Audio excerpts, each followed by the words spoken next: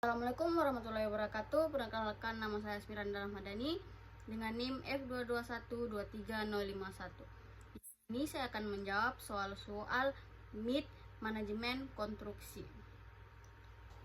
Soal pertama, apa yang dimaksud dengan manajemen proyek dan mengapa penting bagi organisasi? Jawabannya, manajemen proyek adalah penerapan proses, metode, keterampilan, pengetahuan, dan pengalaman untuk mencapai tujuan proyek tertentu sesuai dengan kriteria yang telah diterapkan. Manajemen proyek penting bagi organisasi karena membantu mengelola keterbatasan sumber daya secara efektif.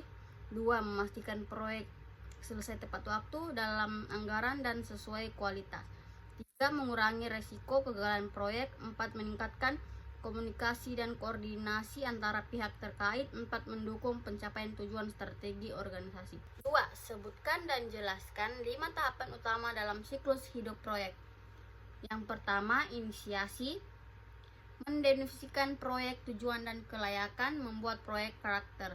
Kedua, perencanaan, menyusun rencana menyeluruh termasuk jadwal, biaya, resiko, komunikasi, sumber daya, dan kualitas. Menetapkan work breakdown WBS. 3. Pelaksanaan, menjelaskan rencana proyek, mengelola tim, sumber daya, dan stakeholder. 4. Monitoring dan pengendalian, memantau kinerja proyek terhadap baseline, mengidentifikasikan dan mengatasi masalah, melakukan kontrol perubahan.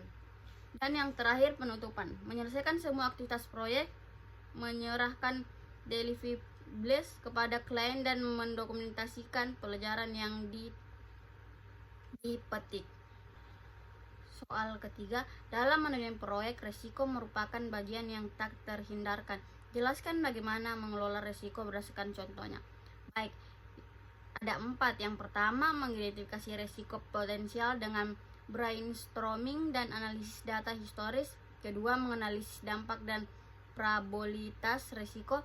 Yang ketiga, merencanakan respon seperti mitigasi, transfer, atau menerima resiko. Dan yang keempat, memantau resiko sepanjang proyek berlangsung. Contoh resiko dalam proyek konstruksi yaitu cuaca buruk menyebabkan keterlambatan pembangunan. 2. Fluktuasi harga material. Dan ketiga, keterlambatan pembayaran subkontraktor. Soal nomor 4, bagaimana konsep triple contract mempengaruhi pengelolaan proyek? Proyek, waktu, biaya, dan kualitas. Setiap perubahan pada salah satu elemen ini akan berdampak pada dua lainnya. Manajemen proyek harus menyeimbangkan ketiga elemen ini dengan merencanakan dan kontrol yang ketat. 2. Mengutamakan komunikasi yang jelas terhadap perubahan pada stakeholder.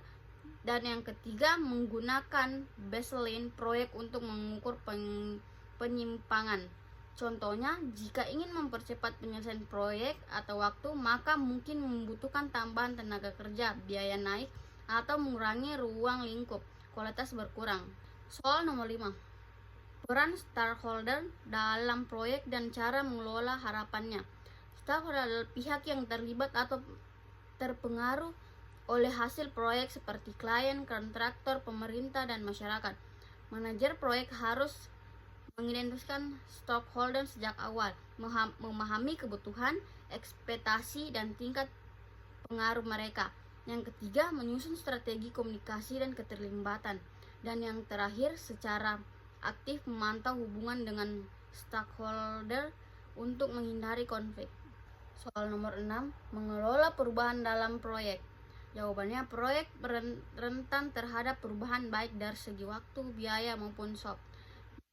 Manajer proyek harus 1. Menyusun prosedur formal manajemen perubahan.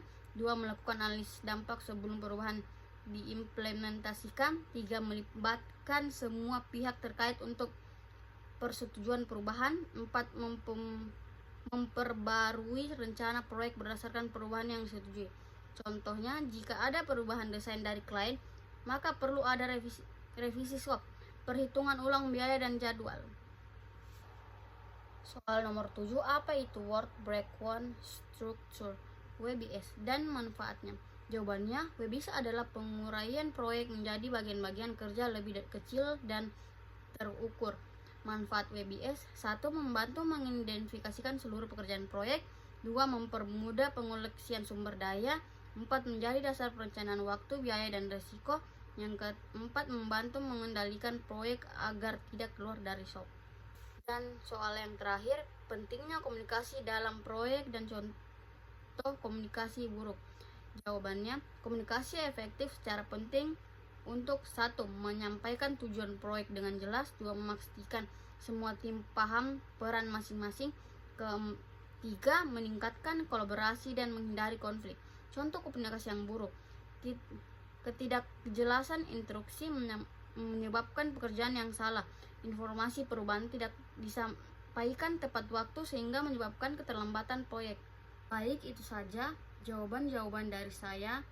Assalamualaikum warahmatullahi wabarakatuh.